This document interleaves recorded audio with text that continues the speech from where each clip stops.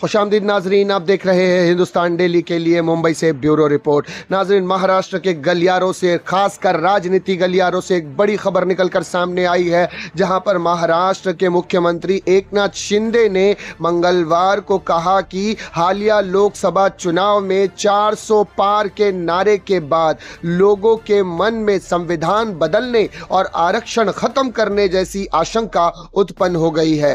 भाजपा ने राज्य के घटक दलों के साथ मिलकर 400 से अधिक सीट जीतने का लक्ष्य रखा था। शिंदे ने मुंबई में कृषि लागत और मूल्य आयोग CACP की MSP समीक्षा बैठक में कहा कि विपक्ष द्वारा झूठी कहानी गढ़े जाने के कारण हमें कुछ स्थानों पर नुकसान हुआ, हमें महाराष्ट्र में भी इसका खमियाजा भुगतना पड़ा। उन्होंने कहा कि 400 पार के नारे के कारण लोगों को लगा कि भविष्य में संविधान बदलने और आरक्षण हटाने जैसी मुद्दे पर कुछ गड़बड़ हो सकती है, इसी के चलते हमें हार का सामना करना पड़ा। उल्लेखनीय है कि लोकसभा चुनाव में मिली अप्रत्याशित हार से बीजेपी और महायुति में शामिल अन्य सहयोगी दल सदमे में है। महायुति के प्रमुख नेता हार पर मंथन कर रहे हैं। चुनावी नारों के अलावा हार पर मुख्यमंत्री शिंदे का एक आकलन यह भी है कि